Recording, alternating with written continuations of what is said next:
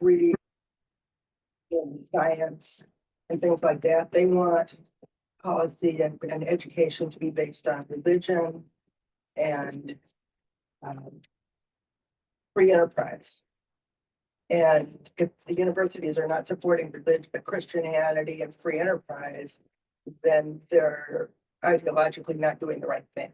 Anyway, she explains that whole trajectory. You'd find it. I can forward a link, but Yeah, I just put her name on my phone. That's what I was doing. Subscribe. I'm gonna look that up. Because I know some of the folks at you get it in an email. It's very easy. some of the folks that Black and Few are following her. They've Yeah. told me that several times. She's very good. But Yeah, we'll get this on. Okay. I'll use this today because I'm going to talk a lot right here at the beginning and then we'll have some question comments. I'm going to start right up and say that this is like trying to cover half the world in 45 minutes. Yeah. So part of the reason I decided to do this is just we talked about what to do about some of this with Sunday Starter, and we could do 3 weeks on that, and 4 weeks on that, and 6 weeks on that, but there's so much, we weren't really sure what people would be really interested in. So at the end of this, I'm going to ask you, which parts of this do you want to talk about some more, and we're going to do that in the fall. So, because there's just so much. So what I'm doing today is relying heavily on Catherine Stewart. Catherine, she actually wrote her first book about this stuff back in about 2012, and she got interested in it because an organization called the Good News Clubs, which was around when I was a kid. I remember being a neighbor lady trying to get all the kids in the neighborhood into her house to get them saved. That was kind of their thing. But in this particular case, what Catherine Stewart figured out is that it was being done more for political reasons than for evangelism reasons. That it was specifically a request to open a Good News Club in the public school building after school, and claimed discrimination if the school district didn't let them do that. And so it was a deliberately political act. Of course, when you put a club like that in a school building for kids in like first and second grade, they can't make the distinction between this isn't, what my school is teaching me. This is what these other people want to teach me. That the school doesn't necessarily endorse. It's great. Anyway, that's what got her involved. So that was her first book. And then her second book, The Power Worshippers, came out about 2017. I think she wrote it. She might have written it before the first Trump election. And it's totally focused on Christian nationalism and all the organizations and groups and people involved in that. And that book was the basis for Rob Reiner's documentary about, I don't remember now what the title of it is. He made a documentary that's been kind of widely distributed about Christian nationalism. And then the newest one that just came out, which again suffers from timing just a little bit because she wrote it right during the 24 election, and so, but it's really, she's collected so much information about who's behind all these different things. And it's very journalistic, very detailed, but good stuff to know. And she does point out a number of things. There's a number of times in both books where she says people don't fully appreciate that, and so we're going to try to hit some of those. Does she do anything else other than write books? She was a journalist that had written for various newspapers and magazines and so forth until she She's independent now. but now she's independent. I think she lives in Santa Barbara, California, and that's suburban mom. And, some of it's just what's going on in her school district. But when there's a convention or a conference that's open to the public, that's any one of these organizations that she's keeping track of, she She hops on a plane and goes and takes notes, and eventually there's another book out. I'm sure she's doing well enough off her writing to do that. So I'm going to rely heavily on the introduction to the new book.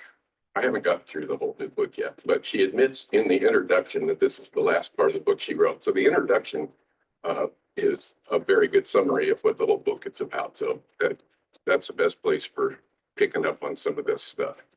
So here's an excerpt from the introduction. It says, the anti-democratic reaction draws much of its energy from the massive increase in economic inequality and resulting economic dislocations over the past 5 decades. The great disparity in wealth distribution is a significant contributor to the wave of unreason that has swept our politics and our culture. It has fractured our faith in the common good, unleashed an epidemic of status anxiety, and made a significant subset of the population susceptible to conspiracism and disinformation. These are not connected quotes, so they read a little weird, that's fine. And then this is the interesting point. The movement does not represent a genuine attempt to address the problems from which it arose. So that's a real key point of all this, is there's anger and resentment and all of that stuff going on, but what's going on in response to that isn't necessarily designed to fix anything. Right. Just the new politics aims for results that few people actually want and that ultimately harm everybody. Grounded in resentment and unreason, the new American fascism is more a political pathology than a political program.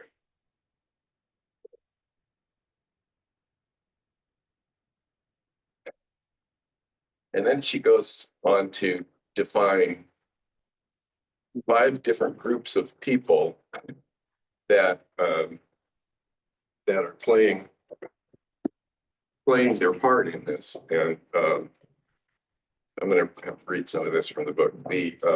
It starts with some billionaires. Some of these are names we know. Some of them are strongly Christian nationalist billionaires, and some of them are just people with a lot more money than sense who are throwing money at various anti-democratic organizations. And here I should stop and say, the focus of this new book is all of the stuff that's going on that's anti-democratic, of which Christian nationalism is one piece. And it's the kind of web between all of these different movements that's coalesced around Trump and kind of gotten us to where we are. But she really wants to make it clear that there's a lot of different threads to this. And there are devout Christians, people like Betsy DeVos and the Hobby Lobby guy and Rebecca Mercer and all of these names you may have heard that are funding Christian nationalist organizations. They are in bed with the Koch brothers and some other folks that aren't necessarily there for religious reasons. They're there for economic reasons. And then, as she points out, there are some others that you haven't even heard of because they prefer to operate in the shadows. And there's various ways to get money to these different organizations but keep your name out of it. And there's a number of those. But Is there any kind of connection at all to the Supreme Court or members of the Supreme Court? well, in this list of funders would be the names that you heard come up when we were talking about Clarence Thomas's lavish lifestyle at the, so That's what I was wondering. yeah, there's definitely a connection. Are there international funders that she talks about? There are international components to all of this because there are similar movements going on all over the world in different places. So yeah, it's definitely international, but are you asking specifically about is there somebody in, Well, I just wondered if she's tied this into, like, the forces from Russia, the forces from Saudi Arabia or Qatar, or any of those groups that are also infusing money and also anti-democratic and directly. Anyway, I just Yeah. wondered if go ahead. And I'll let you. I'm sure it's in here somewhere. Maybe I just haven't gone to it yet, but she does go to some conferences in Europe. And so, to And hear why what's is it happening in other happening places. at this particular time? Why is it happening right now? That's a good question. Any ideas? Well, you listed it in the very beginning there, you talked about all the divide in our culture. The distance between the most wealthy and the least wealthy, those that have the most, those that have the least. Right. Income inequality is huge. Part of it. It doesn't necessarily explain why there are similar movements in the UK or in Germany or wherever. And how does this affect climate change?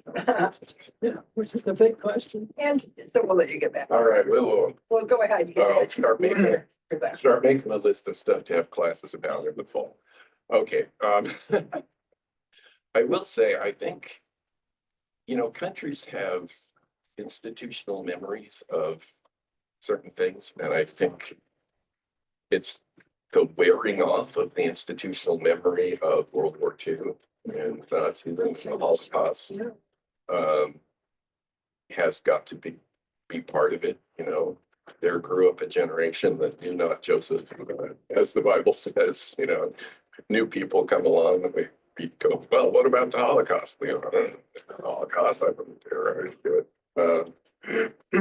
So look at what's going on in Gaza. It's like, Israel's been existing on the memory of what happened, for decades. And now you look at college students and they're like, well, I don't care what happened in the 1940s. I care that you're killing people right now. And that's a whole other discussion. Or that they are doing what was done to them. Basically.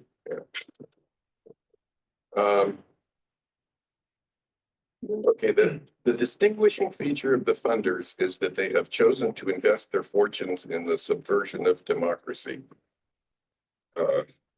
Given their successes in business and the cultural power of money in America, they are often pictured, even by their critics, as masterminds overseeing an intricate and well-conceived plan to rule the world. I regret to report that they do not appear to be, on balance, geniuses. Too often, they operate on the basis of remarkably simplistic reactionary ideas about politics and society. Elon knew. And they are dangerously wrong in their biggest idea that destroying democracy is a means of creating wealth. Which, it's like, why would an extremely wealthy person want to destroy the system that made them extremely wealthy?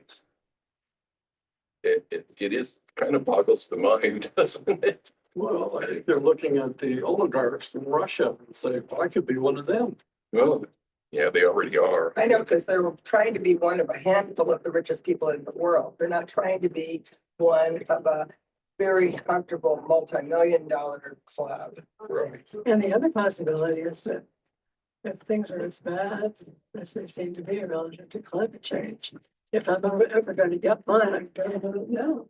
Well, yeah, there is that. I think there is that sense, because like I know Musk and them are all preparing for the end times. They're all big end time people for different reasons, scientific and religious and anyway. Get through the thinkers.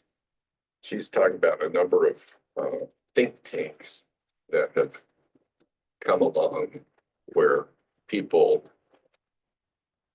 with particular ideas gather and with other people with those particular ideas, and then this person writes an article, that person writes a book where they cite the other person's article, and they make these echo chamber think tanks to publish all of these books and articles about crazy ideas.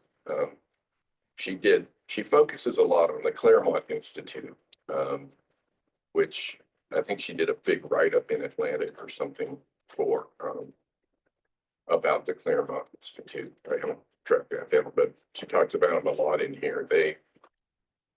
They've got guys in there.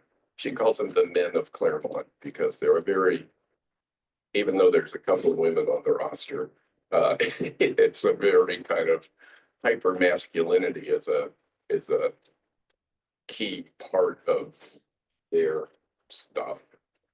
But they're harkening back to pro-Nazi writers, and in some case back to pro-slavery writers, and trying to just kind of clean up their same ideas and try to make them sound Is the modern. Claremont Institute based in Claremont, California? I think that I Yeah, think yeah, it's, they're in California, but it's not part of the Claremont colleges. Right. Yeah. right. Yeah, it's just that's geographically where it got started. Yeah, they're near Claremont College.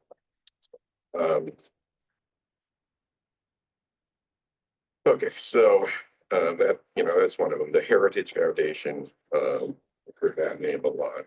Let me just, I mean, I don't want to interject, but a lot of these right-wing think tanks grew out of a frustration, like in the 60s and 70s with liberal education. The fact that the mainstream universities, they were perceived as promoting democracy and being liberal and being internationalist. And they felt that that was hurting them.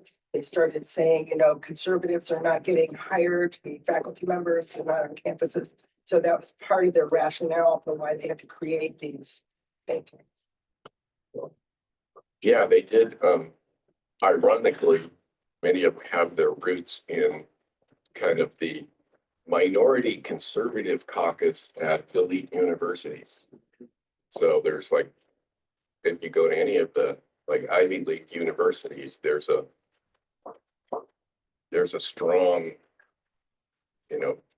conservative group that has their own paper, like the Dartmouth Review. And they're unhappy. With that, They're disgruntled. yeah, they're disgruntled. And so, and David Brooks has written about this too. It's like, it's not really us against the elites. It's the elites against, it's the elites against the elites who are still feeling resentful about how they were treated at these elite universities, even though they got an elite education. And I mean, you look at how many people on the far right have Yale or Harvard or Princeton, Dartmouth degrees, and JD Vance and Yale Law School, and all the Supreme Court folks are pretty much Ivy League law school, and yet anyway, that's a whole discussion. Anyway, groups like the Heritage Foundation, the James Madison Center, the Federalist Society, all of these kind of exist to get like-minded people talking and providing the ideological basis for what other people do. And of course, once you get a few of these people quoting each other or whatever, and then all the, less educated people can come along and quote these people as if they're experts, anybody can now, you've got this whole basis of thought. Okay. So the third group is what she calls the sergeants.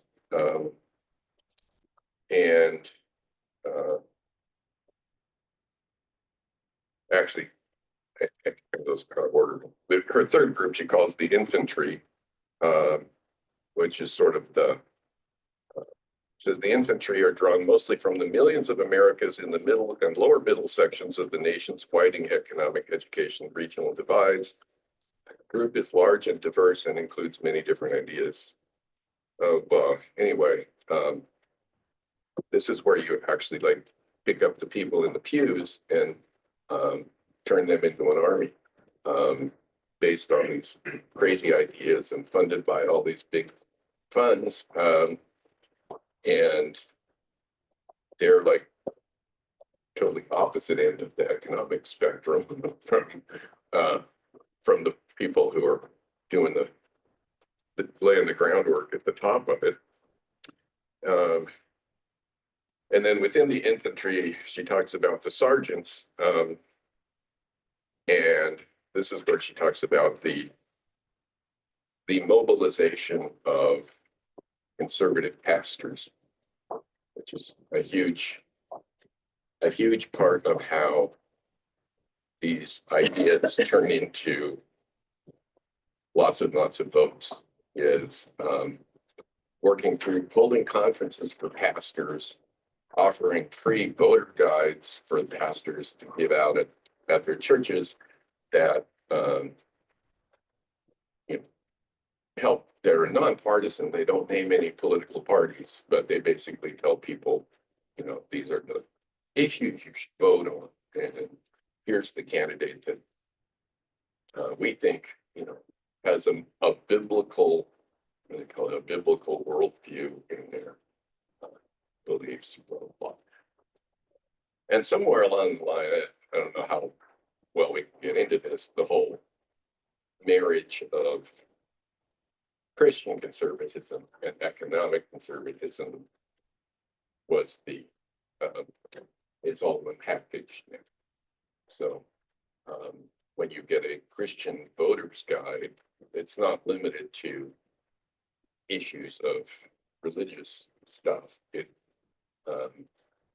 Economic conservatism is now part of the religion, and anti-government is part. If you get homeschool curriculum for your kids, it's going to teach them religious conservatism and basically a libertarian hands-off approach to government. Probably alternative history now. Yeah, we'll talk about the alternative history a little bit a little later. So the infantry is the people in the pews, the sergeants is the pastors, and then there's the power players, who are the actual political savvy people. What are some of the names?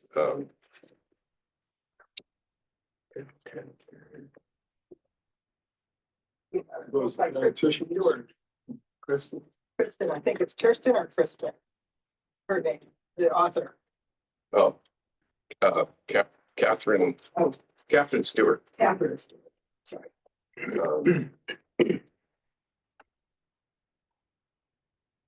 Okay, stitching the movement together is a tiny elite I will call the power players, leaders of the Christian nationalist movements, policy and networking groups, legal advocacy organizations, messaging initiatives, and other features who amass tremendous personal power by mobilizing others around their agendas. So Ralph Reed, Tony Perkins, heard some of these names, a lot of them you haven't.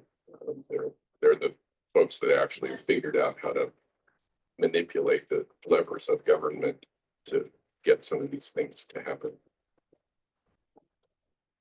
So where do the people who wrote Project 2025 fit in? Are they the thinkers or? I think that came straight from the thinkers with probably some input from power players. I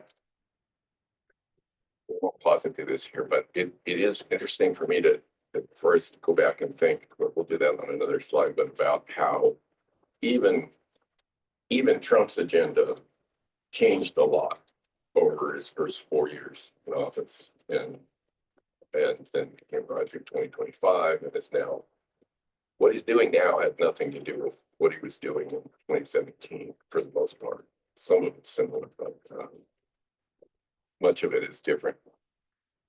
Anyway, here's a quote: "The chief limitation," I'll back up. She makes the point in here that these groups are not all on the same page. what they want is actually very different stuff, because, as I said, like the funders are multi-billionaires and the infantry are lower middle class Christian And there's a lot of parallels to the Civil War era when you had a war that was run by wealthy plantation owners that didn't go fight. They had all the poor white guys got to go fight for the South in the Civil War, basically to preserve the wealth of the plantation owners. What was their motivation? You know, it's kind of like the same question you asked today. Why do these people do this on behalf of very wealthy people who don't want to share their wealth?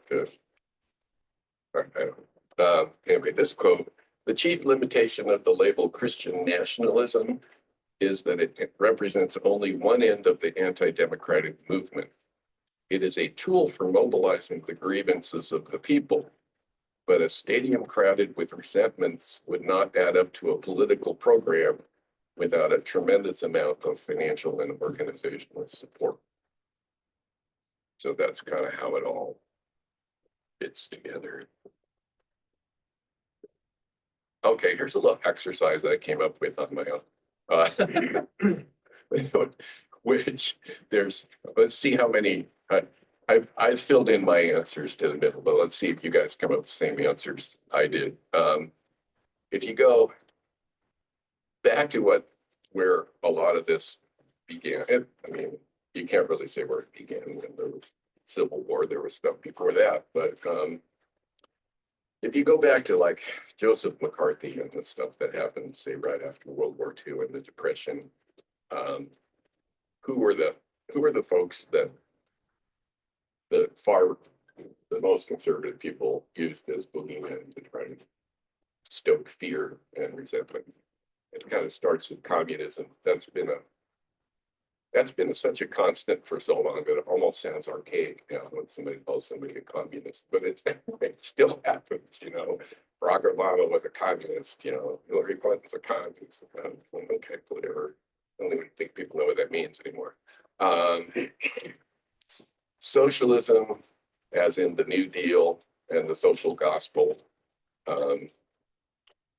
It's kind of, when you put those three words together, you see how an ism, a political ideology, socialism, a political program, the New Deal, and the theological backing for it kind of work together. You know, those three things, socialism, the New Deal, the social gospel, are kind of three sides to the same triangle in a way. Then we had the last 50 years, and at the end of my list, I put what I think are kind of the biggest categories of attack, fear, whatever you want to call it, that's going on right now on the far right. And there I listed public education, wokeness, and all that implies the DEI and the CRT and all of that kind of, for me, kind of fall into the category of wokeness. Academic elites, the administrative state, and immigration. So what other things would you put on this list of things that sometime over the last 50 to 75 years have been a right-wing bugaboo? LGBTQ. Right, LGBTQ. Yeah, gay that marriage. much wokeness for you. Well, it is, but yeah, it came up long before the present. You can get the gay marriage issue. Yeah, women's Spectrum. rights. Specter of gay teachers. Yeah, women's rights, feminism, the ERA. That was definitely a huge bugaboo. And the whole issues around climate change Climate change. really Yeah, diverts attention. Yeah, okay. Direction. I don't think I got climate change. Yeah, on the climate list. change because it's so anti-fossil fuel. And it goes after the rich oil people and the people who are in that whole industrial. What else? Science. Science, okay. Yeah, Yeah, I mean, some of that's got its roots all the way back in like the monkey trials. Scopes trials and stuff, yeah. what else did I come up with? Well, civil rights, but that's Yeah, the whole civil rights movement. segregation, desegregation. Yeah, huge. And actually the move, a huge pivotal thing was when the government moved to take away the tax exempt status of schools that segregate and discriminate. Oh, the whole gender thing. Gender, yeah, gender. I was going to put that one on my current list, but I don't think I got there. Okay.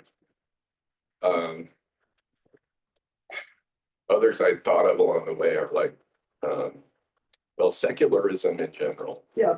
The war on Christmas, secular humanism was a huge bugaboo for a while. Prayer in schools when the Supreme Court ruled that you couldn't have Women's rights. prayers. Right. Women's rights, yeah. Like Hollywood elites, that. Hollywood elites. The Hollywood elites, yeah, they come in for their The fair share. entertainment industry, they don't like the fact that, all these movies and TV and everything is all supporting that liberal. Yeah. perspective. Well, we go forward and see what I put on my list. I had, Okay, so you mentioned that. yeah, we got there. We didn't ever say abortion, but, Abortion was a huge one. Oh, that goes along with women's rights, really. well, No. it didn't initially though. No. It is, abortion is the glue that holds a lot of this together. If you can, I asked the question earlier about how do you keep the people in the pews of actually, going out and knocking on doors on behalf of billionaires. It's convincing them that it's all about abortion. There was some state was doing something with abortion just a few days ago, and there was a quote from a woman state senator saying, abortion is the most important thing going on in the world. And basically saying that there's no issue in the world to her that's more important than abortion. Which, when Roe v. Wade happened, even the Southern Baptist Church said, that's okay, that seems fine. It was only later when people went looking for an issue to get the people in the pews riled up about that they came up with abortion. And it's still sort of been issue number one ever since. And also the war on public education, that goes back 100 years and longer. Okay. Well, and then the only other one I see there that's missing is the whole whether we're going to engage with other countries or not. What do you call that? I forgot. I'm just thinking. Yeah, globalism has always been a bugaboo too. You're right. Well, like with World War II, are we going to get into World War II or not? What is Yeah. isolationism? Yeah, I remember as a very young child seeing road signs that certain people would put up said "U.S. out of the UN." Right, right. Nobody. We want to get out of NATO. We want to get out, Right. America first. So, I wanted to. In the first book, the author goes through a lot of the key players in the Christian nationalist movement. There's a couple of names that stuck out to me in reading this. First was R.S. Rushdoony, and he was a child of the Armenian massacre. He's from an Armenian family that escaped to America in 1915. He was born the next year in the U.S., so he's a U.S. citizen, but his family he grew up learning to read English by reading the Bible because his whole family spoke Armenian at home. And he ended up being a writer who the far right has leaned on heavily. His books His books have, at least at one time or another, been required reading of students at Liberty University or Oral Roberts College. I mean, his books are considered key theological resources for students to learn what a proper Christian is about. And basically, I don't think I'll read all of this, but the quote's actually from Wikipedia. I cheated. But what it feels like to me is he took that experience of the Armenian massacre, which was from a place where, you know, two different cultures with different religions had tried to coexist for a long time, and then they gave up and one just wiped out the other. And he came away with that, with the belief that basically that it was not possible to serve two masters. It was not possible to have a pluralistic society, that the United States needed to identify itself as a Christian nation and just go with that, because trying to coexist, as the license plate says, doesn't work. And so he became very conservative and Christian nationalist. It's really kind of extreme Calvinism. Is what it boils down to. He's, you know, Calvin didn't really have a separation of church and state. You know, he was very much looking to how to make a Christian society. And this guy was actually ordained PC USA or whatever we were called back in the day. He married. He and his wife went off to become missionaries to an Indian reservation in Nevada. And then after that, he took a pastorate in, I think, Santa Cruz, California, which was a PCA congregation, Presbyterian Church of America, which is one of the more conservative groups. And then after that, he left the ministry to write full time, and he changed his membership to the Orthodox Presbyterian Church, which is as far right as you go and still call yourself Presbyterian.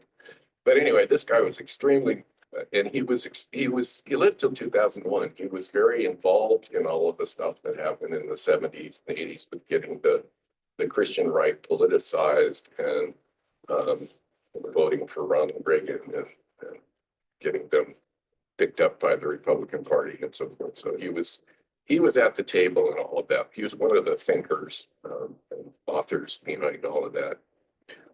And then another name that stuck out, because it shows up over and over and over in these books, is a historian in quotes named David Barton, who was just this guy in Texas or Oklahoma or someplace who just started writing pseudo history about the original founding fathers and what they believed and so forth. And real historians point out that, you know, his books are full of quotes from James Madison and George Washington that aren't even footnoted. He doesn't even have a basis for saying that they said that. You know, it's really, really sloppy history. But Catherine Stewart points out that if you go to any conference of Christian nationalists, one of the speakers will be David Barton, and the program will say distinguished historian David Barton. And if you get homeschool curriculum for your kids, you're going to get David Barton's version of history. And it's just the founding fathers were all Christians and they wanted to have a Christian country and blah, blah, blah. So this quote also from Wikipedia: Barton's New York Times bestseller, The Jefferson Lies, Exposing the Myths You've Always Believed About Thomas Jefferson, was voted the least credible history book in print by the users of the History News Network website. A group of 10 conservative Christian professors reviewed the work and reported negatively on its claims saying that Barton misstated facts about Jefferson to the point where just a few months after it was published, Thomas Nelson, the Christian publisher, withdrew the book from and stopped producing it. And yet, homeschool your kids or send them to a Christian school, they're going to read his version of history. So, yeah, this is kind of how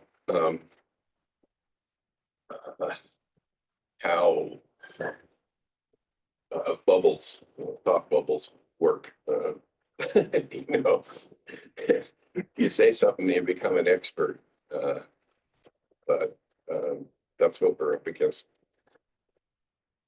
So there's just a few ideas about where we're at with this whole network of folks on the far right, where we're at today, which, as I said, is really not the same place we were at 8 years ago or 6 years ago or whatever.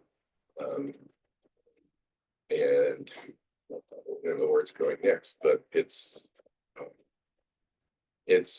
important to understand that not all conservative Christians are Christian nationalists. Not all people who want to destroy democracy are Christian nationalists. It's a whole network of different ideas. And the big question in my mind is, once the person of Donald Trump is not in the middle of all that, what happens?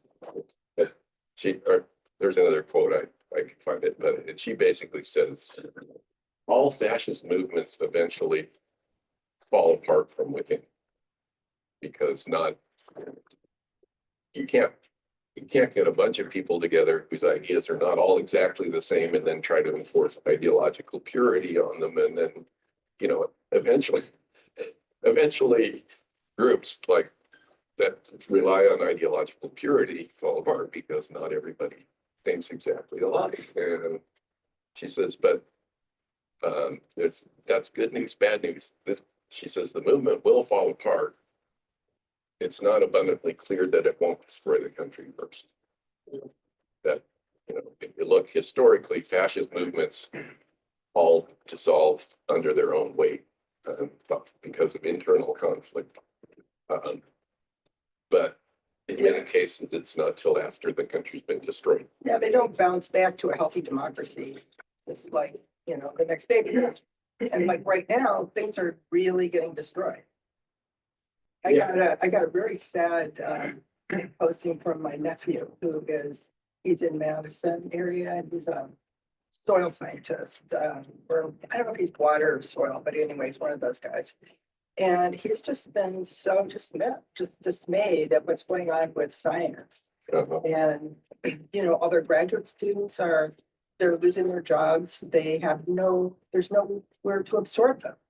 So you've just got all of these very highly educated, very specialized scientists whose careers are just going off the cliff. And his may soon, he's still working, but most of their funding is getting cut and stuff. So it's probably just a matter of time. But I mean, it's just so sad to see. And that stuff cannot just bounce back. I mean, those are things that we need to move climate change. Oh, yeah. To that. Yeah. And so what are we going to do without those people being employed in jobs where they can make a difference? Yeah, which goes back to it doesn't necessarily make sense. And I think that's a very important thing that you just said, that fascism will collapse eventually, but it's not clear that it won't destroy the country first. Right. And I think we're well on our way, and that's the problem. Yeah, I found something really weird on Amazon. When I went to look for Catherine Stewart's books, just because I put them on my to-read list, there's a book on there called Catherine Stewart, Money Lies in God, or blah, blah, blah, blah, blah, by Burke Diller. And it's $14.99 in paperback, and you can get it free delivery, and there's one review for it. But how can that be legal? You know, somebody just like took her title and her picture and, you know, made a different book. That's very weird. You know, I think one of the things that people have a hard time with is just defining democracy, because we talk about democracy. And if you talk to a lot of right-wing people, they really don't understand democracy. Right. And they don't see why that is so important. You know, like my son says, well, actually, we don't live in a democracy. We live in, we can't vote for the president directly. We have all these other people intermediate, you know. And he doesn't really understand what we mean by democracy. Well, we have trouble defining it too. Yeah. Yeah, people do, I mean, especially Christians, in the right sense, like certainty and simple. And Christian nationalism gives them simplicity, and Christians are generally trained about how great faith is. And so believe things that are hard to believe. You get primed to take on faith, all sorts of things that aren't easy to make sense of. And you want to do simple things, and dictators and authoritarian, which could be your pastor, train you to take their word for it. And then worried about your grandkids and those grandkids and those grandkids isn't a thing, because they're all living in the last days anyway. Just like Jesus's, peers were living in the last days. And so if you're living in the last days, saving the planet, taking care of these other things, Not important. not important, forcing other people to follow God's will in the view of your local pastor or your dictator or whatever, it all just fits together. So we've got to blame ourselves, for kind of creating, folks. Okay, we got to wrap this up, but any quick responses to my question asked at the beginning about if we do another class in this direction in the fall, what, Will anybody show up? well, it's a tough time of year right now, but I think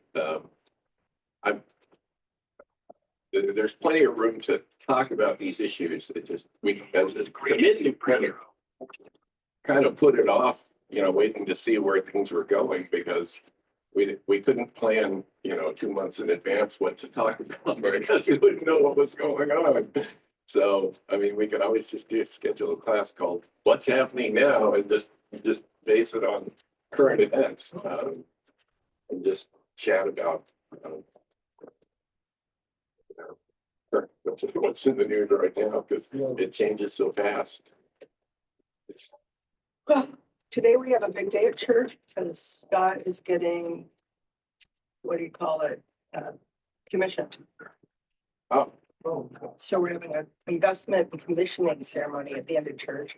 Oh. Have a lot of visitors because Oh. of that, and Eileen's gonna be here, and a lot of some people from the Presbyterian and different people, so that'll be after the sermon. And we're celebrating Craig and Carol's 50th anniversary. Oh, okay.